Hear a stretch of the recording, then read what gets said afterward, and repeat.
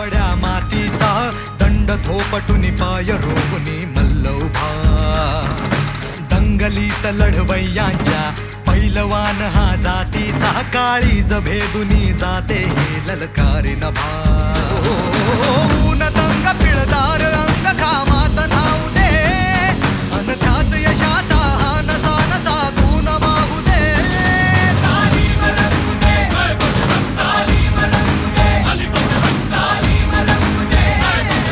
बातमी आहे महाराष्ट्राच्या शिरपेचामध्ये मानाचा तुरा रोवणाऱ्या अभिजित कटकेची। महाराष्ट्र केसरी ठरलेला अभिजित कटकेनं आता हिंद केसरी किताब पटकावलेला आहे। हैदराबादमधल्या हिंद केसरी कुस्ती स्पर्धेमध्ये अभिजित कटकेला खुल्या गटामध्ये हा मान मिळालाय। अंतिम फेरीमध्ये हरियाणाच्या सोमवीरचा 5-0 असा पराभव त्याने केला। भारतीय शैली कुस्ती महासंघाच्या वतीनं हिंद केसरी कुस्तीचं आयोजन करण्यात आलं होतं। अभिनंदन तुझं। अभिनंदन अभिजित। कधी येणार आहे आता इकडं? उद्या किती वाजता? काय उद्या किती वाजता येणार आहे? उद्या दुपारपर्यंत 4 वाजता।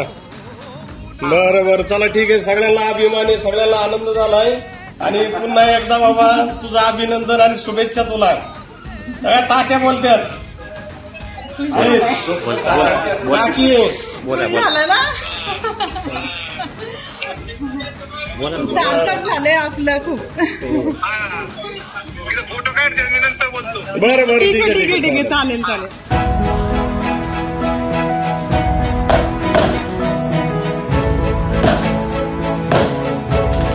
तुमचा मुलगा हिंद केसरी झालेला आहे, तुमच्या आनंद चेहऱ्यावर दिसून येत आहे, पण तुम्हाला एकंदरीत काय सांगायचं आहे अभिजितला? गेले 17 वर्ष झालं माझ्यापासून तो लांब आहे पुण्यात तालमीमध्ये, तर मला इतका आनंद झालाय, तो हिंद केसरी झालाय। तेच स्वप्न आमचं राहिलेलं होतं, ते त्यांनी पूर्ण केलं आणि इतका आनंद झालाय मला तो शब्दात सुद्धा व्यक्त करून सांगता येत नाहीये। तुम्ही त्याचं कसं स्वागत करणार आहात? जंगी स्वागत करणार आहे वाघोलीत आम्ही। आणि त्याचे जे आवडीचे पदार्थ आहे ते आम्ही करणार आहे जेवणासाठी। हो करणार ना, अवश्य करणार। त्याला पाहिजे ते मी करून खायला घालणार। घालतच आहे म्हणून तर आता इथं आम्ही आलो नाही। आता एकंदरीत आई मुलाचं प्रेम खूप असतं आणि तुम्ही म्हणताय की 17 वर्षे ते बाहेर राहिलेत, तर तुम्हाला त्यांची कमतरता जाणवत होती का नव्हती? हो खूप कमतरता जाणवत होती। मी पुण्यात गेले, तालमीपासून गेले तरी मला असं वाटायचं की अभिजितला भेटावं, पण मी तेवढंच म्हणतात ना काजावर दगड ठेवला आणि त्याला मी तालमीतच ठेवला। मी भेटले सुद्धा नाही त्याला, म्हणजे कधी पुण्यात गेलं तरी वाटायचं त्याला भेटू, पण मी भेटले सुद्धा नाही, नको, कारण त्याला ओढ लागते मग घरची आईची, म्हणून मी त्याला कधी असं जास्त भेटले पण नाही। त्यांचे मग जेवणाचे पदार्थ असतील, आवडीचे पदार्थ असेल, तुम्ही त्यांना कसे देत होतात? तो म्हणेल तेव्हा मी लगेच पाठवून द्यायची त्याला। अजूनही तो म्हणतो मला हे दे, पाठवून दे, पाठवून दे, पण मी ते लगेच देत असते पाठवून। तुम्हाला मग आज किती आनंद झालेला असं वाटतंय? इतका आनंद झाला मी ते शब्दातच बोलू शकत नाही तुम्हाला, तेच म्हणते। गंगेनेत सुद्धा मावे ना माझा आनंद, इतका आनंद झालाय मला, शब्द सुद्धा फुटत नाही की काय बोलावं म्हणून।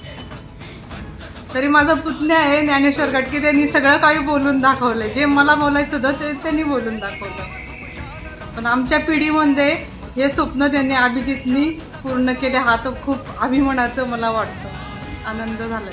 या ठिकाणी आमच्या आता तात्या बसलेले आहेत, आमच्या काकी आहेत, अभिजितचे आई वडील आहेत, अभिजित आमचा छोटा भाऊ आहे आणि 4-5 पिढ्यांचं आमचं एक स्वप्न होतं की आमच्या घरामध्ये सुद्धा महाराष्ट्र केसरी असावा, हिंद केसरी असावा, आंतरराष्ट्रीय दर्जाचे पैलवान तयार व्हावं। आमचे तसे 5 पिढ्या आहेत, त्याच्यात अनेक चांगले पैलवान तयार झाले, राष्ट्रीय आंतरराष्ट्रीय स्तरावरचे पैलवान झाले, परंतु कुठेतरी मनात एक खंत होती की महाराष्ट्र केसरी, हिंद केसरी सारखे किताब आमच्या घरात नव्हते, परंतु ते स्वप्न कुठेतरी आमच्या तात्यांनी काकींनी त्या ठिकाणी पाहिलं, आमच्यासारखे त्यांचे बंधू असतील सर्व मंडळींनी, आणि आज खऱ्या अर्थानं ते स्वप्न सत्यात उतरलेलं आपण या ठिकाणी सर्वजण आपल्या प्रेमामुळे आणि आशीर्वादामुळे या ठिकाणी पाहायला मिळते।